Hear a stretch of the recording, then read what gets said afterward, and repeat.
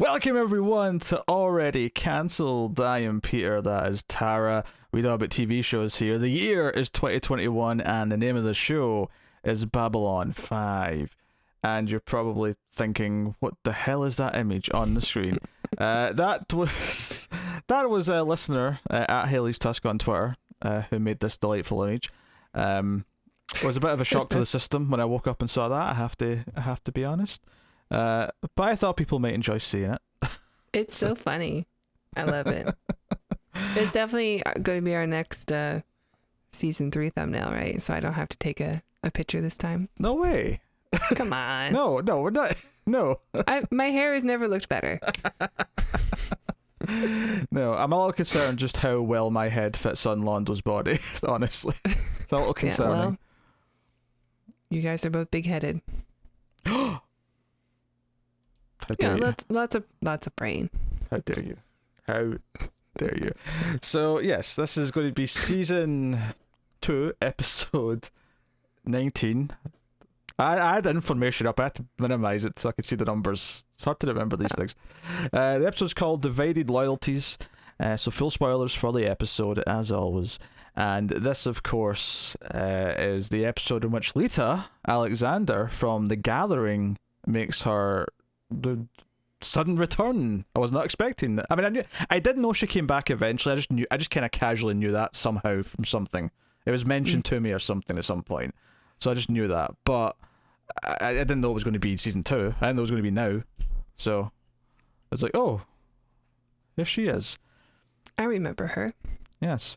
As do I. Although they do assume it's been a while and that some people may not have seen The Gathering, so there is Garibaldi gives us an extensive, recap of what went down with her. Get some flashbacks. Yeah. They made it very nice and easy and clear. Yeah, I was thinking like most of the people who are in the room with her are not people that she was on the station with. I'm like, oh yeah, a lot of these people got replaced. Yeah. From The Gathering. Yeah, Ivanova wasn't there. Obviously, Sheridan was the big season 2 replacement for Sinclair. Yeah, so. And Franklin was also there. And that's right, Franklin. Yeah, he was like a couple of episodes in. That's right. Yeah, you're right. Yeah, but Garibaldi's the only one who would recognize her. So and the aliens, but they were, sure. With the exception of Delenn, they're off fighting their war. Yes. So yes, this is a very interesting episode, which has some big ramifications for characters going forward, and. Obviously, we're going to be talking a little bit Talia over the course of this episode, and we'll get into the mystery premise that is presented from Leah, which is that there is a sleeper agent from the Psi Corps on the station. Not someone who's a double agent in traditional sense, someone who has essentially had a personality imprinted upon them. So they don't even know they're a sleeper agent. Obviously you get stories where someone's activated, they don't even know they're carrying something, but this is specifically like a telepathic thing where they've put in this personality which once triggered, the original person will just be gone, and the one that's been sort of waiting in the background, all of a sudden they'll be the one in charge. So you're and the episode does a lot to try and make you think it might be Ivanova. There's a lot of stuff with her just to give you the idea that maybe they're setting up for her. And I thought it might be, mainly not because I suspected that she was going to be evil or whatever from now on, but more that, she's told me that the original person's gone, but they could figure that out. Maybe there'll be a way around that, or a way to save the person again. Down. Maybe we'll just have evil Ivanova for a couple of episodes, and then they'll wait a minute. We figured it out. We can do this to fix her, kind of thing. Right. Talia, who has this new relationship with her, can somehow extract it. We'll be talking about Talia and Ivanova's relationship. This episode at times almost felt like fan fiction, the way they were getting all snuggly and close. That's how most girls are in their relationships when men aren't around. Sure. No? Okay. You take my word for it. You know better than I do. I mean, the key phrase there, when men aren't around, if I'm not around for it, how am I supposed to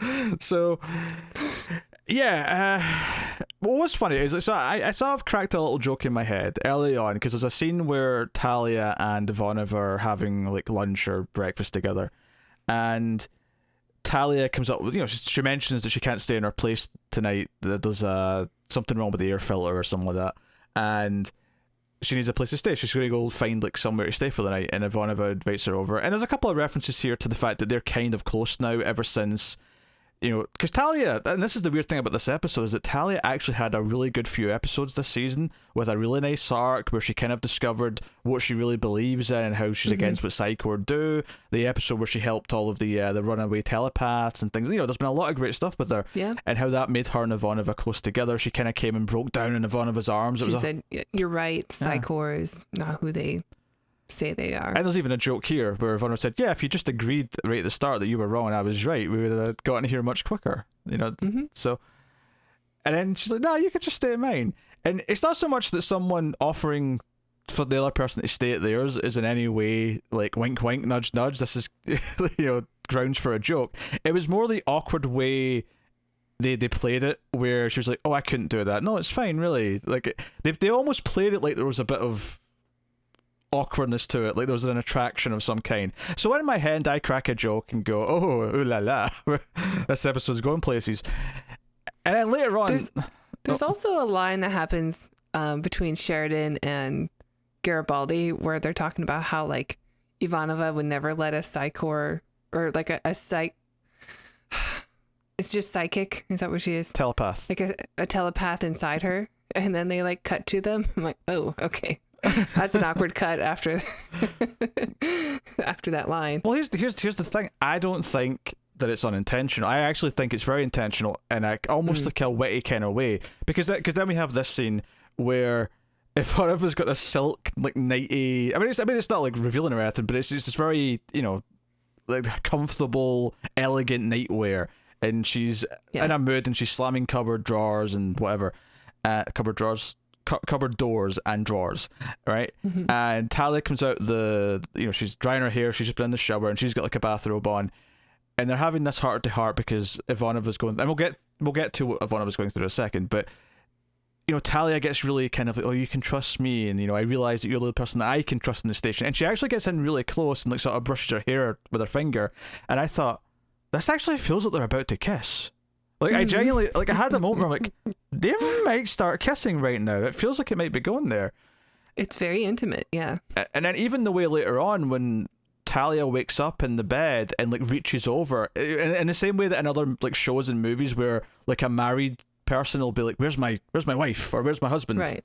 And they'll sort of pat the bed down, like, where's my loved one? Right? There was all these little things. And I think it's actually very intentional, because effectively what happens in this episode is that Ivanova finally has a secret that she tells Sheridan, and it's very much an analogy or has a lot of parallels to coming out. Yeah. Okay. So I actually think the weird, I always say bait, but the way it framed some of this, like it might be going down this path where, because up until now both of them have been presented as having, exes who are male or having relationships with men.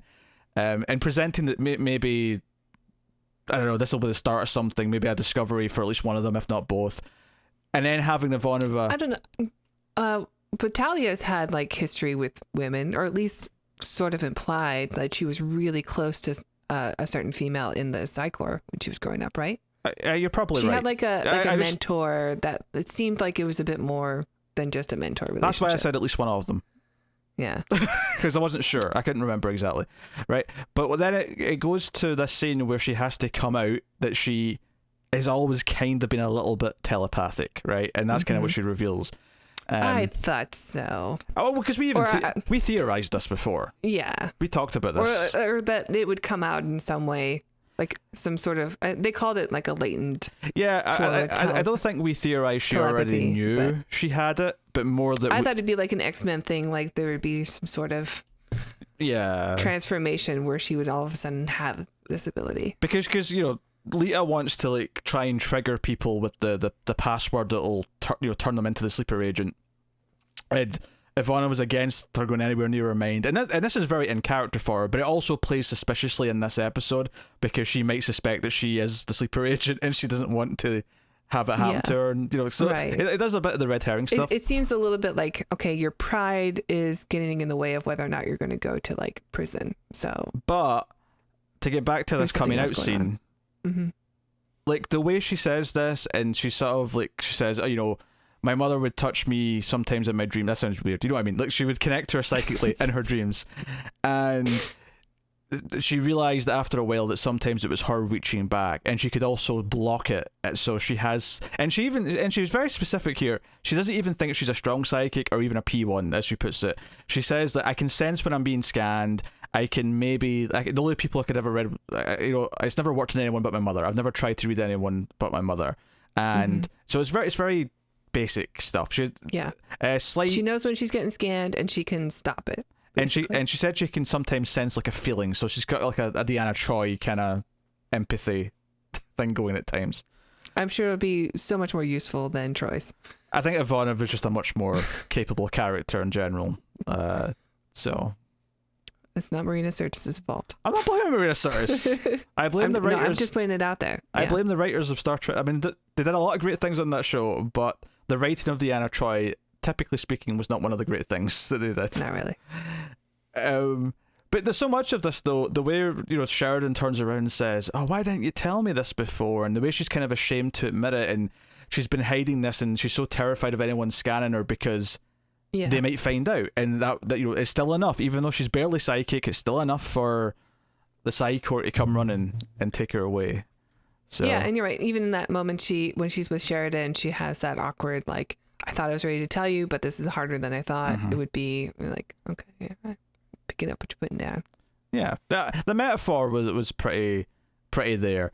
And as soon as it happened and the way this scene played out, I thought back to all the stuff with Talia in the episode. I went, you know what? I think that was intentional. I think they wanted us to consider the idea that maybe that was going to happen.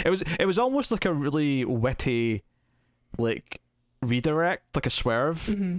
Like, they sort of set up the idea that, oh, maybe we're going down this path, but no. But it was setting up something thematically that is paying off with this sort of, you know, I mean, I guess it's a subversion of expectations, but it's just smart, I would say. Mm-hmm. So, you know, so props to that. That was a very well handled thing. Another very well handled thing is the ongoing romance between Sheridan and Delenn. Yeah, but she never calls him John. No. Are these episodes out of order? Well, I know some of them aired in a slightly different order than they were supposed to. But maybe she won't call him John every time. But I guess we'll find out in the next couple of episodes if she starts calling him John. Okay, because I can see this being before the one that we had last week. I could see that too. I could see that too. As being like a bit more of they're flirting, but like they're both, I don't know, really into the flirting. Yeah, but a lot more. There's a couple of because they have a couple of key scenes in this. There's one at the start where I guess we can crack some jokes about how they sort of reprint the newspapers digitally to like kill it for someone, and I'm like, what, the internet? It would just be easy to like get all this specifically, but you know, I get it. It's the 90s. There yet. Yeah, they had, you know, or maybe there was some reasons why they chose to do that instead, just because it was quirkier.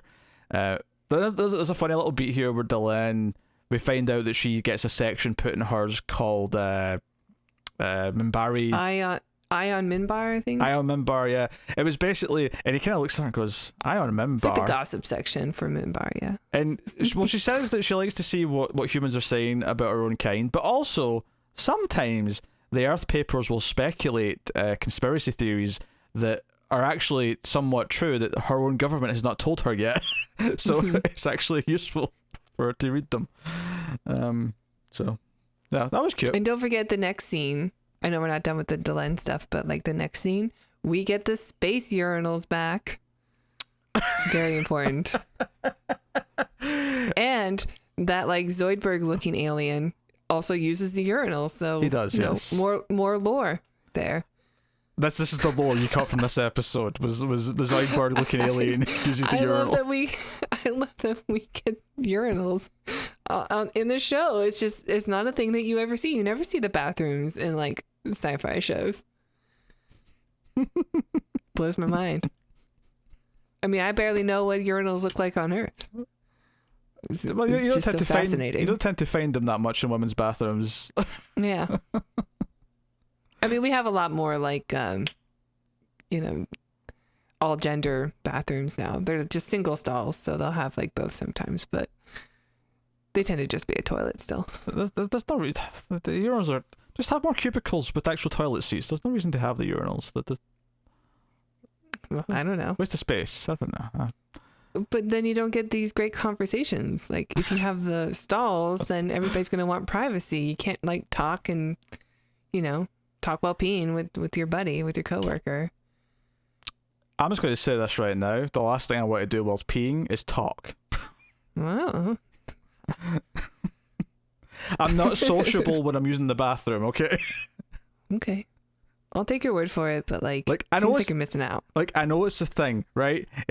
Since the dawn of time, like I do not like to generalize about any group of people ever, but if there's one thing I will say without a shadow of a doubt is that women go to the bathroom together. And I don't know why. It's this weird mystery of the universe, but it happens. We have privacy anyway, and then we get to share lipsticks. It baffles me. I just imagine tapping a guy in the shoulder and go, "Do you want to go to the bathroom?" Like, doesn't work. I'd be looked at like I was asking for something very specific when I mean no such thing. I mean, we've got nothing to hide.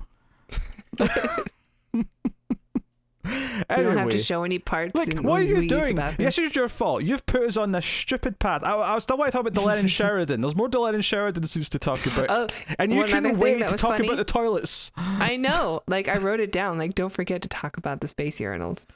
But, like, another thing that happened with Talia and Ivanova is when she's saying, I guess I can look in the brown zone, and Ivanova has a reaction like, oh, don't go there.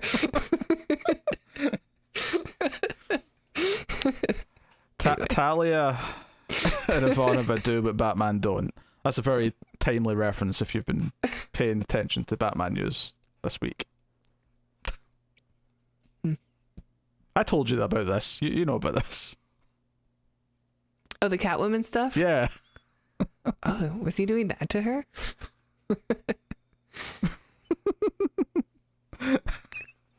Batman. Okay. Anyway, to get back to the Delenn and Sheridan stuff, because there's actually a very good scene. It's not even a comedy scene. Although there's actually some comedy in it, because there's a lot of butt jokes. But that's not the important part, though. That's amusing and silly, because Delenn doesn't know the word but, other than the context of saying, something, but, on the other hand, like, although that context, she doesn't know about the ass, the rear end, that butt. Or she's too classy to have learned the more colorful language.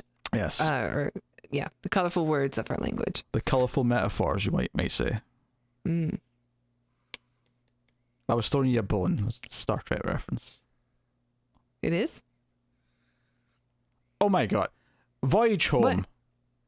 Spock, he learns how to swear. He calls it a colorful metaphor. Okay. Oof. I forgot. Oh my. I'm sorry I've embarrassed you like this to her. You just edit that out, okay? So anyway, but do you remember how last episode we were talking about the good direction in a couple of the scenes, but them in particular, there's not as much of it here, but there is one great moment. I actually thought the moment where like she holds his hand because he's like getting really stressed about this conspiracy theory, and he's trying to like figure out what the best course of action is, and the way it handles it, where it's a close up on his face, and I love that you can tell exactly what she's done from his reaction before the camera decides to go down and show you the hand, because it's not a reveal. It's not revealing in the sense that we don't need to see it necessarily. So the camera's not showing it to you because we don't understand what's happening yet. It's showing it to us because it's showing you his realization. Like he's like it's like the moment it's the first touch. It's like, oh, she's holding my hand. It's that thought process as he's saying that in his head, where the camera goes down and we see the close up of the hand on hand. And the best touch of it as well that I really loved though is that that's the hand his communicator's on. So it's broken up muffling. Naturally by like the voice that comes from underneath. It's not like there's an awkward disconnect where he has to pull away because it's weird and tense or anything. It's like, oh no. Or because his wife's still alive. My hand is talking. Shut up. Well, that's what we bet on. I forgot. People commented that there was a bet. We should bet money or something, and I was like, "What did we bet?" We don't have money. Yeah, we don't have money. But I like that. I like that touch where there was a kind of a natural, sweet breakup of it, where it's Garibaldi's voice, or maybe it's Ivanova. I can't remember who it is, but it's like, Commander, Captain, come in. Like, we need you upstairs. So I thought that was neat. I thought that was a really well acted scene.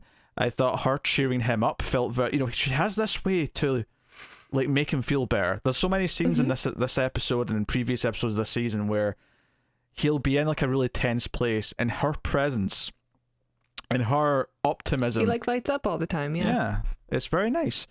The way he genuinely smiles after a bit of the butt back and forth where they're making butt jokes. Yeah. Or I say she's making butt jokes. She's intentionally, even if she doesn't understand just saying it, the word over and over again. Yeah, but she's putting it into like different contexts, which make it sound sillier each time. It reminds me like when I was with my friend's family, and they were like having a big barbecue. So there was like these two kids, like they're cousins, and one of them was, I don't know, like 3, and the other one was like 5. So he was like the older one, and he said, "Shut up." And so the older one said, "Shut up," and then got a little bit of a talking to, like, "You don't tell people to shut up. That's a bad word." And then the 3-year-old was like, "Shut up, shut up, shut up, shut up," like the whole rest of the day. That's genuinely what the scene reminded me of, like a kid who just learned a bad word. Yeah, but when they got to the end of it and it made him smile, she smiled because she knew what it was doing to him. She knew what this was like giving him in terms of this like humorous reprieve from his stress. Right. She's self-aware. It's like the 3-year-old in this case is self-aware that they're cheering someone else up by doing the silliness, and that's what makes it sweet. And it was nice. So I thought that was very cool. Cool couple of scenes, and even just later on, because she's brought into the main plot a little bit when Lita goes to like basically use her as a sort of in between, and just the way that when she drops off Lita in the room, Sheridan, the way he just sort of says, "Thank you, Delenn, for helping," before she leaves. It's like, he's taking the time. He's taking the time to thank her. Yes, we can see the dog in the background ruining my show. Hey. Yeah, you Foxy, ruining my show. No barking. So then we have to talk about the main plot, which obviously we hinted at with the Talia stuff, but we're talking about Lita. We're talking about the fact that there's a sleeper agent, and there's a lot of oohing and ahhing over should we let her try and put the password into people and see if it triggers them. The only thing I would say about this is that this is going to, like, when they find the right person, it will erase them, effectively killing who they are, which is a little dark when you think about it. Like, yeah, the Talia that we've known, and this is the beauty of it, is that while it's a little abrupt to sort of, I mean, I don't know if she's gone for good. Maybe we'll see her again in this more villainous role, but I looked it up. Oh, why would you do that? I just looked under her name to see if she was coming back. Okay. Under the actress, but she's not coming back. Okay, she's just gone. This is her send off, which was like a huge shock. It's a very creative way of doing it. I'll say that much. Yeah, but like obviously her character is being built up for something bigger. Like she has those superpowers from Ironheart. Well, I was thinking about that. I was thinking about the fact that they've effectively turned her into a villain, and she has like telekinetic powers that we saw that she was building up and things like that. That could be a problem. She could be like a super villain now. That's interesting. What I will say is that it does help the tragedy of it, because it wasn't that Talia was a traitor, and they point this out multiple times in the episode. Whoever this is, before they know who it is, it's not their fault. They're not a traitor. They're not someone who's, trying to like play double agent. They're not someone who's maliciously doing anything. And the fact that we did get this good character development with Talia throughout this season, where she did become a better person, she became more anti-Psychor, she helped those people, she grew closer with Ivanova, it actually hurt more. And having Ivanova be the one who goes and tries to talk to this new evil one, who just tries to... I mean, I'm just going to... She's very Angelus, okay? This is very Angelus after Angel's lost his soul in the hit television show Buffy the Vampire Slayer, right? Right? This was the scene where Buffy comes to talk to Angel, but it's actually Angelus, and he's like, "Oh, you were great in bed, kiddo, but I'm good. You can leave now." Like, and he rubs it in, and he's really mean to her, and it's really heartbreaking. That's what this scene effectively was between Ivanova and Talia. Okay, I'll take your word for it. I know you're upset. I made a Buffy reference, okay? I'm not upset about it. Yes. It's like speaking in another language. I even tried to make a Trek reference. You didn't get that either, so... I know. Wait, no, we're editing that out. That never happened. Yes, I am editing that out. Thank you. So, yes. But I like the moment because obviously there's a lot of build up as if it's going to be Ivanova, and she finally agrees because Sheridan does it first, then the others, but they're going to save Ivanova till the very end if they have to, and there's like a montage of like the security guy who's wearing the armband, which is again very. There was a great comment actually on him about how in that same episode he mentioned that he used to fall asleep in history class. And then at the end of the episode, he's wearing this armband for money, which is, and we've noted that it's just kind of Nazi Germany, like, the idea of, and the commenter said, those who failed history or don't learn the lessons from history or didn't repeat it. But yeah, but he literally said he failed history class. So that was a neat thing to point out. That was a good comment. They test Ivanova. They test Ivanova and she's fine. Although notably, she does block it at first and... And Lita says that out loud. Yeah, she says it out loud. So I don't know if they've clocked that. Like did Franklin and Garibaldi did they immediately hear that and go, oh, that's because she must be psychic? I interpreted her apology to Ivanova as like, I'm sorry for outing you, basically. But because she said, she's blocking me and then she wasn't the culprit anyway, so... Yeah, I wonder if non-telepaths can block it in any way, if like they're trying to... Like, if you know it's coming... Well, I think Ivanova says, like, just being able to do that is enough for Psychor to come and get her. That's what she definitely said earlier on. She definitely implied that. I'm just wondering if, like, she can sell this, she can sell this off to the others as... I mean, I don't know... I was, I didn't like it, so I guess I was resisting it naturally. But I wonder if that's how it can play. Can that play off that way? Can regular humans resist a little bit? Probably not. I don't know. But it was just something I considered. It would surprise me if they. I mean, it was only them in the room anyway, so the inner circle. And actually, honestly, I kind of knew it was going to be Talia in some ways, for two reasons. One, we're spending a lot of time with her this episode, and that's just a writing trick. Right, to make her more relevant right before you do that. But two, because it starts to go back to that bathroom scene, which you were so desperate to talk about, is the conversation in that scene is actually Garibaldi saying to Sheridan that, hey, we should bring Talia in on our little secret group that are trying to take down the evil within EarthGov and this Bureau 13 and all that. That's what they're talking about. They're talking about bringing her into the fold and being in their team. And... Right. That was the thing where once they started setting up the sleeper agent thing, I was like, well, Talia's about to get all of the insider information. That means it's going to be the most dramatic for her to be the one who's... I thought about it too, but mostly it was because, well, Talia's part of the Psychor. Why wouldn't you start with her? Yeah. Yeah, and she's, close to them. They have access to her. Yeah, if they did this secretly to her while she was, like, staying at the dorms or whatever, like, it's there. It makes sense. And I'm not complaining about this. I'm not critiquing this. Like, I don't think it's a big deal.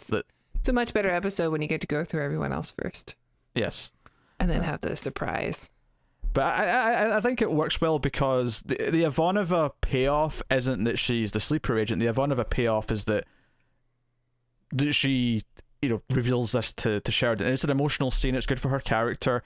And then it ties into the dream that Sheridan had. So this is maybe his first hint that dream is actually quite prophetic.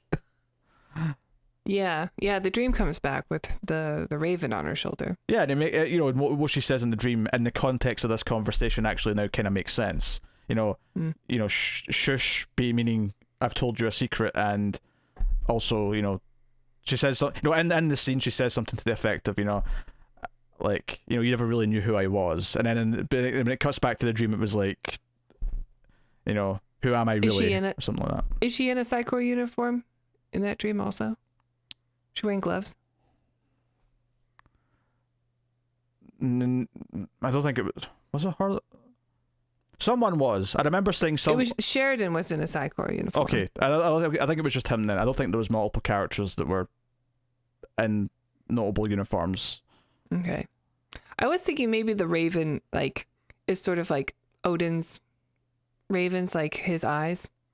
Like maybe if she has this ability that she's been repressing, it's kind of like the ability to like to see what's unseen, being able to like get into people's minds and stuff. I don't know. It is a bit of a stretch, but I mean, we don't know. I mean, maybe their powers will develop now that she's admitted she has them. Maybe the reason why they're not that strong is because she's never wanted to train them, or, you know, if we think of like a muscle that you have to build up, she's always oppressing it. Yeah.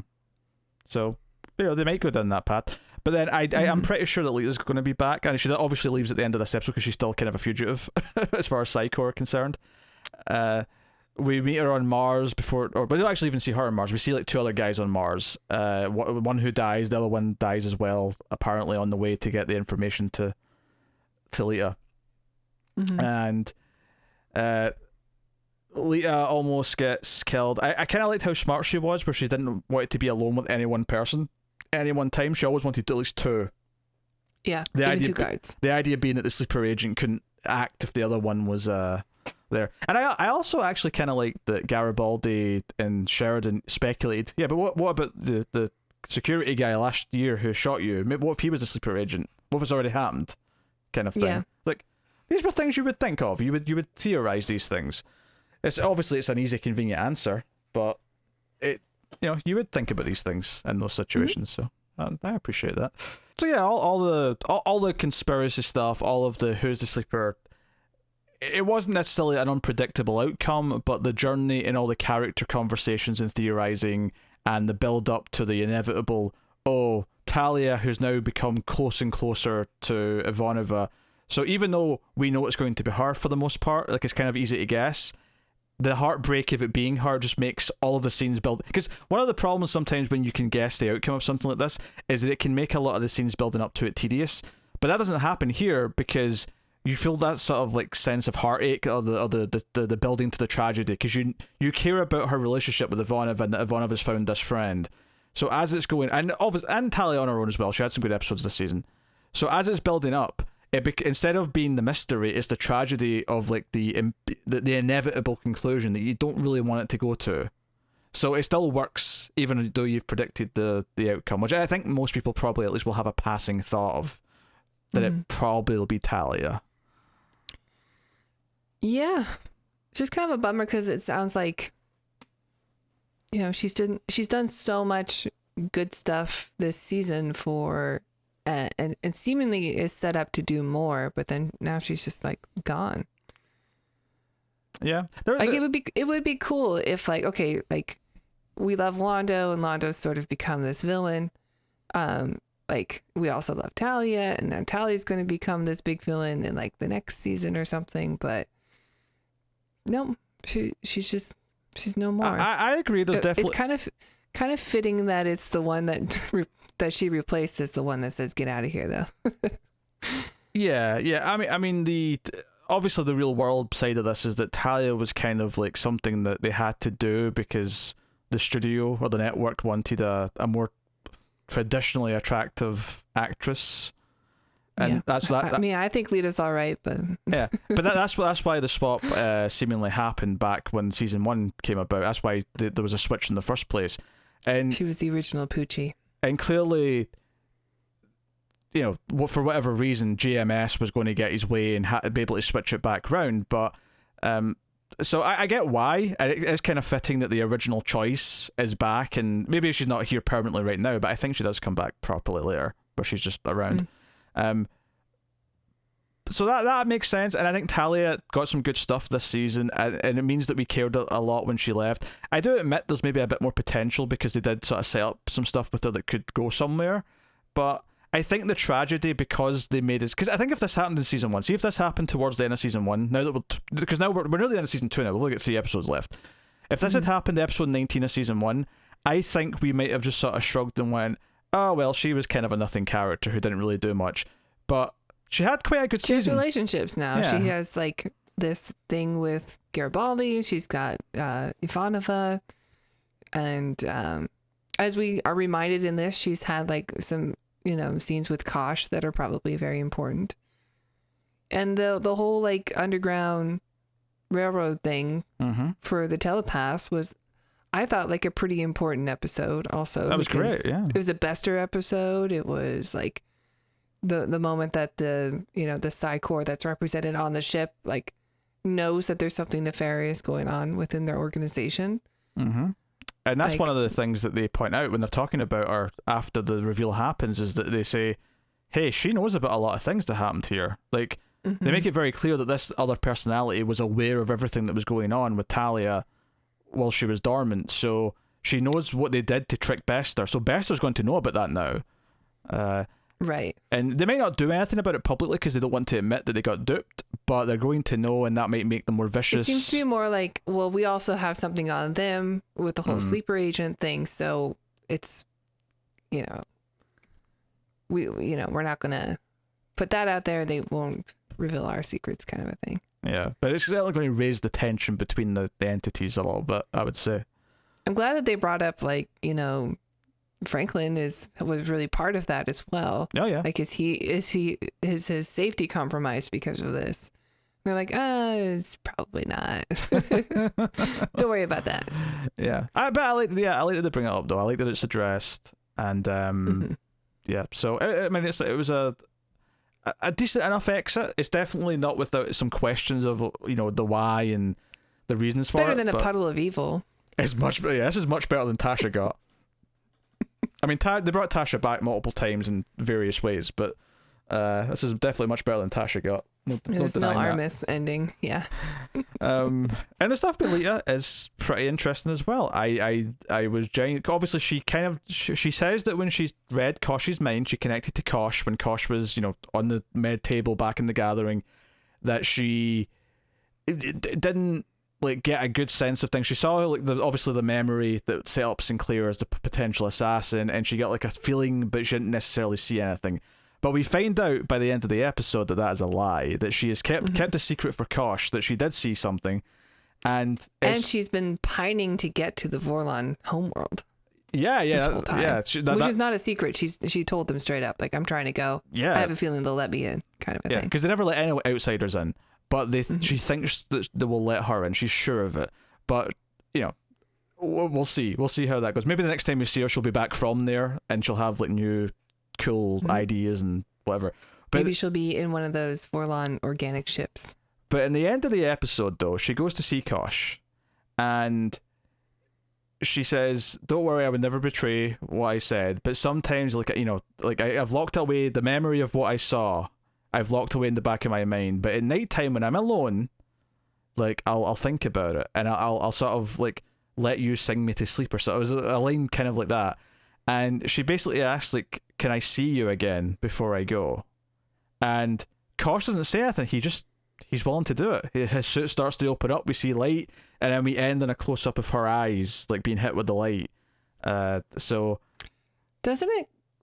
Like it's a close up of her eyes, and then it's a close up of, I think, a different eye. Maybe I'd have to go back and look at it again.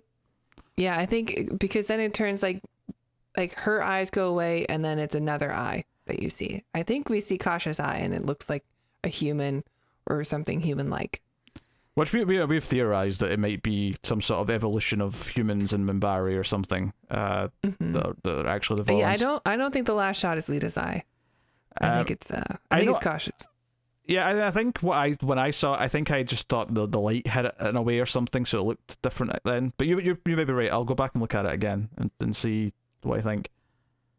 But also, she says something kind of strange. She says, like, even if they kill me, they wouldn't get the information or something. I'm like, well, yeah, you'd be dead, and so how could they get information if you're dead? Which I thought was kind of a silly line. I'm like, well, maybe they can. Like, maybe Psychor is able to like scan people who are dead. I wonder if it's maybe just like specifically psychics who have died because their brains are different or something. Maybe they can get the data or something. I don't know. Maybe that's the sort of thing where that might pop back up. Maybe that'll make more sense when we hear something later. But just the way she says it, like, it doesn't make any sense. So, but I have a feeling that it's supposed to. So it's probably indicating like, hey, they've got tricks. Yeah. See, I wouldn't take this as this sounds stupid. I would take this as this tells us that there is some way of doing that. I still laughed, just a little chuckle. Sure. Like, you'd be dead. This was not a moment where I was laughing. No, I do love the mystery of this, that she is not smitten with caution. It's not like a romantic thing. It's more like a transcendent thing. Like she's seen the secret of the universe through whatever Kosh is, and she's longed to like experience that again, and it's kind of special, and it's motivated her to, you know, whatever her goals are now. Although we find out that she was mostly just held in Psychor prison effectively until 6 months ago. She only just escaped and got to Mars in the last 6 months. So they never believed her when she told her that she didn't really see anything particularly good. And it was a lie, admittedly. So so they were right to not believe her, I suppose. But doesn't excuse their Gestapo-esque tactics. That's true.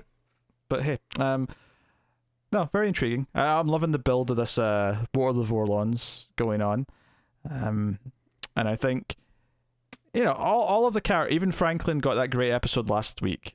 Like I think all the characters have had really good character development this season, including Talia, so that we cared when she, you know, when this happened, because like I said earlier, effectively the Talia we knew just got killed. That was a murder scene. Yeah, she's gone. Yeah. So it's kind of sad. Garibaldi seems okay with it.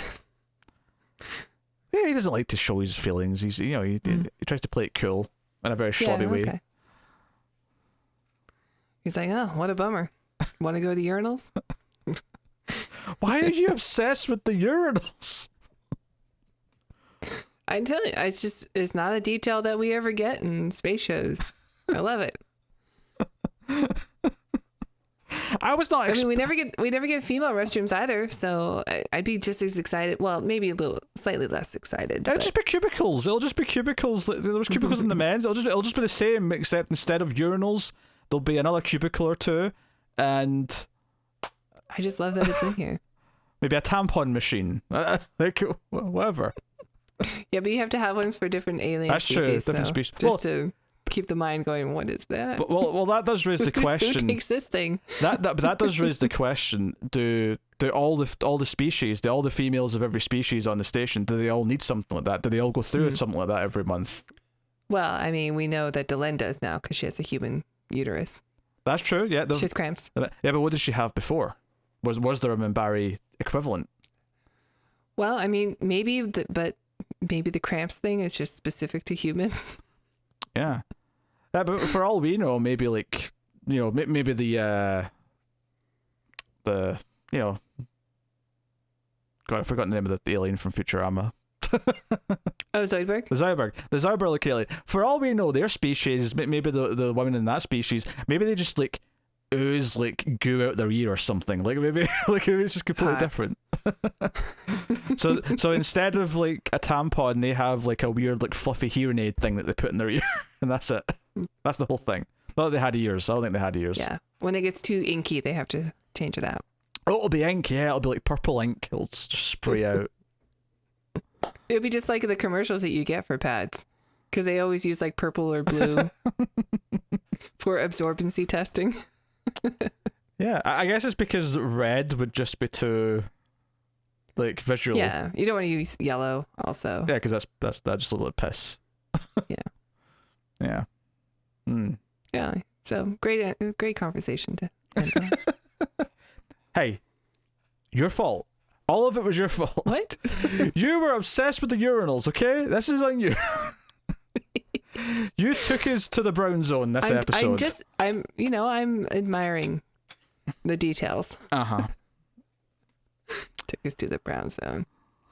You're the one who brought up the Batman thing. Disgusting. That was a quick reference. If they don't get it, they don't get it. Life moves on. Don't have to dwell on it. Batman's very generous. Very generous lover. Oh dear. Okay, there you go. That's Babylon 5 for the week. It's been divided loyalties. It was a pretty good episode. I'd say so, yeah. Yeah, gave character a nice big send off in a kind of a shocking fashion. It was very tragic, and gave some good character development for Ivanova. Some great moments with Sheridan and Delenn. So yeah, it was a lot to like in this episode. And the Kosh mystery as well keeps thickening too. So all very good stuff. That said, I would probably still say last week's was better, which is a testament to how good last week's was. Yeah, I seriously, I know I didn't talk a whole lot in that last episode, but I really do love that one. I thought that one was well. There was no urinals in it, so there was nothing to talk about. Right, there was nothing to pick. It was too good. All right, there you go. Like and subscribe, all that usual stuff. Ding the bell as well for notifications if you're on YouTube. It is how YouTube's channels succeed and grow, so please do hit those buttons. You can, of course, also go over to Patreon, can't you, Tara? That's right. If you enjoy our reviews, please check out the Patreon page. It's patreon.com/MildFuzzTV. And if you donate as low as $1 per month, you'll get access to bonus episodes for other shows we do. And if you donate $5 per month, you will get access to these Babylon 5 reviews 1 week early. And some other shows you get a week early or a day early, and might be worth it. So check it out. Yep, and I'll also just add on here at the end, we're doing a fan vote for the 50 best sci-fi movies of all time. You have to submit a top 20 sci-fi list if you're interested in doing so, and you might because you care about Babylon 5, so clearly you're into science fiction. If you go over to any of the newest Ace episodes, the last couple that went up over in Male Fuzz Movies, which, by the way, go to Male Fuzz Movies and check our sci-fi movie podcast, the Atomic Cinema Experiment out. But we just did Mystery Science Theater, the movie. Yes, that was the second most recent episode. And Tara's still on the high from it, yes. Anyway, so if you go over to the last couple of episodes, the description will have a link for the submission to submit your own top 20 or more sci-fi movies of all time, ranked in order starting from number 1, and that the deadline is the end of the month. It's the end of June 2021. I'll just really be specific there, just in case you're watching this in 3 years. And you can submit your own list, and they'll get points based on where they place, and there'll be a results sometime in July, where myself and Tara over on the Male Fuzz Movies channel will reveal the winners and the rankings. So and I will not get drunk this time. We'll see. We'll see. I won't. I don't even keep alcohol in here. Yes. So somehow the stars will align. They'll align in a way where you've just won a bottle of something for some stupid reason. Oh, you were our 50th customer today. Here's a free bottle of wine. What place is that? I need to start shopping there. Oh dear. This is a reward for buying so many peaches. You bought $500 worth of peaches in the last month. Here's a bottle of wine. I do love peaches. All right, that has been our Babylon 5 discussion. Thank you very much for joining us. We always appreciate it. Keep watching Babylon 5. Just don't give away the home world.